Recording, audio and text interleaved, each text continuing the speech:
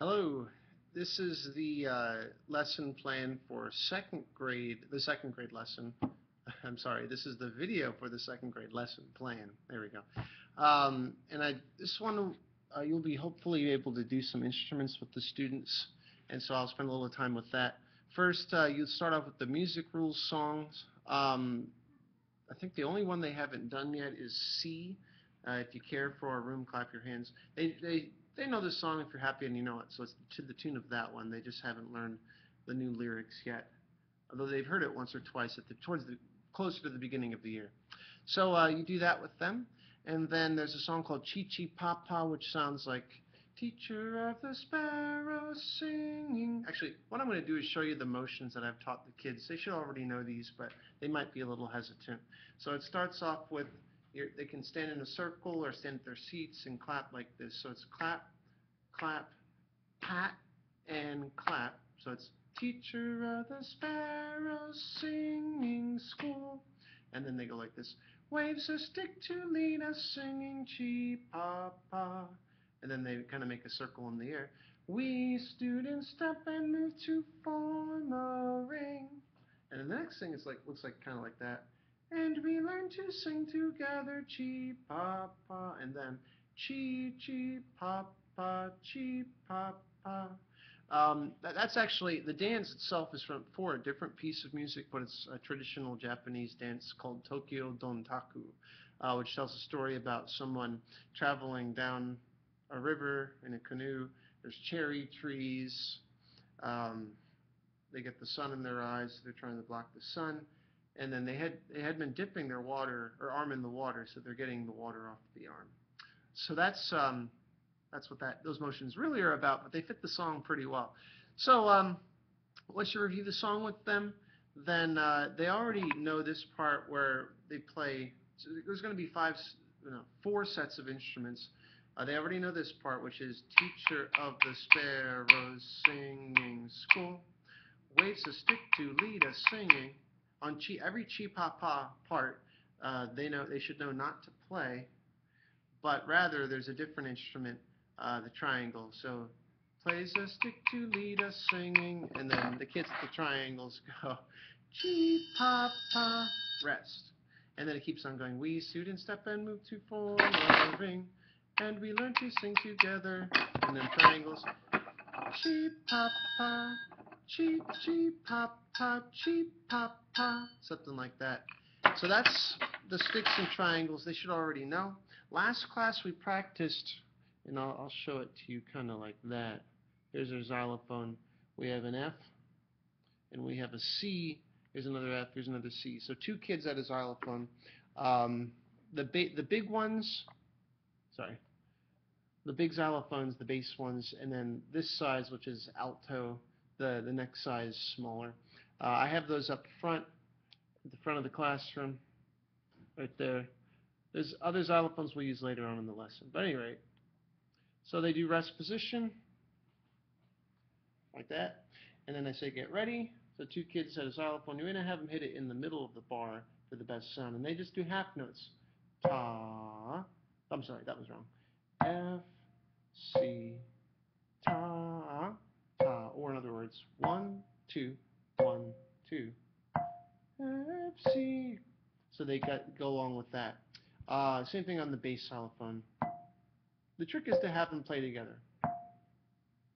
Okay, and then a part that they don't know yet that you might actually want to start with them on this.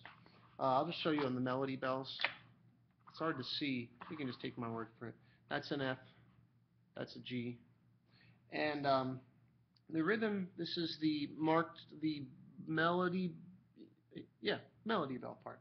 So it goes F, F, F, F, F, F, G, F, F, and they repeat that part.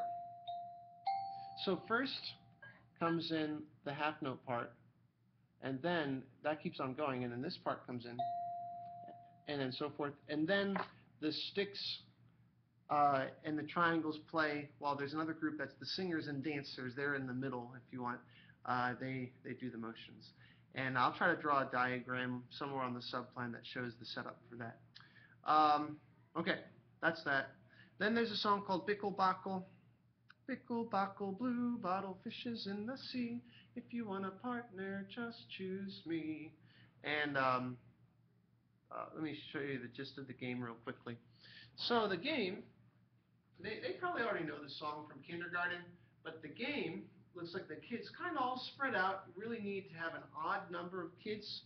Think of it like musical chairs.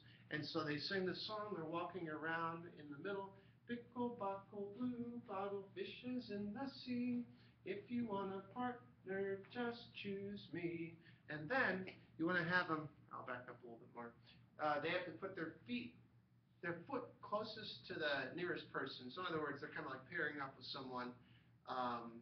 It's odd, so one person won't have a partner. That person would be out. And so, what was I going to say? Oh, and then so, but they, as a kind of like a, so it's not a big deal that they got out. They can pick someone else to be out with them too. So that way it stays an odd number of kids. So if I'm the one that's out, it's like, okay, you come with me, we'll take a seat, and then keep on going. You can play however many rounds you want. It takes a while to go until there's only 2 kids left, but or 1 kid left. But it's up to you however long you want to play the game. So then to move on along here, the next thing says, "Ah, poor bird," and the song is, "Ah, poor bird, take your flight up above the sorrows of this dark night." So I have a recording of that one. At any rate, so have them practice the song first. There's a game with it. For the game, they're just sitting in a circle around the carpet. One person's in the middle, the guesser. And then, let's see. Oh, one person, while they're singing the song, one person taps someone else on the head. They're not in the circle. Oh, I'm sorry. While they're singing, the person in the middle, eyes closed, the circle rotates clockwise in a circle. And the person on the outside taps someone on the head as they're singing. And then whoever gets tapped flies behind my desk, or pretends to fly. And then they hide. So then after we're done, when the song's done, the circle stops, they turn and face the middle, and once the bird is set and ready and hiding, then the person in the middle opens their eyes, stands up, and has to try to guess who's missing. I usually give 3 guesses. I might give a hint of like it's a boy or it's a girl or something like that, but then it goes on from there. If they guess the person correctly, then they can pick the next person to be in the middle. If they don't guess the person, if they don't guess the bird, then I guess you can do it where the bird could be in the middle, but just to get more kids to play, if you want, you could have that bird then pick someone else to be in the middle. So it depends on what happens with the game. If you have time for it, if you want to, actually, you know what? Yeah, if you want to try to add, there's a xylophone part that I'll try to do with the kids earlier this cycle. The other instruments, I'll have these set up hopefully up front or somewhere in the room. If I don't, there's a closet that I currently have open. How can I? There we go. It's right immediately to the right of my bulletin board there. They would be in there. They should already be set up with D and A. Now I have these mallets up front. So the xylophone part for this, or the D and the A, they're playing both notes at the same time. Half notes. Ta, ta. So D and A at the same time.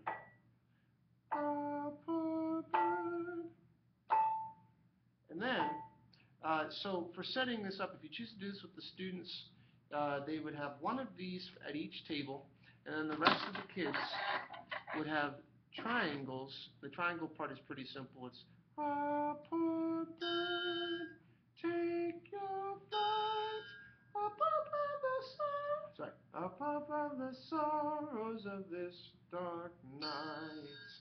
And so they play 3 times on "Ah, poor bird, take your flight up above the sorrow of this dark night." And so then they rotate. You do 4 times, so they each get a chance to do, well, maybe just, yeah, I'd say 4 times, so they each get a chance to do the xylophone. Okay. maybe that's probably all you're going to get to. This video is getting to be quite long. So if you get to say your name, you just listen to the song, say your name, and when you do, we will sing it back to you. Sorry, sing your name, you can sing. Sing your name, and when you do, we will sing it back to you. And so the way that goes is you could lead off first and say, Mrs. Santos, or whoever ends up subbing for me that day. Sorry. Any rate, so Mr. Truxell, and then you can maybe pick a few kids to practice to, how can I say it, to demonstrate. And then they all get a chance, 4 kids at a time, sing their name, Lucas, so forth. And then anytime after that, you can have them do emergency sub games. All right, got to stop. If you have any questions, let me know. Come on in, bud.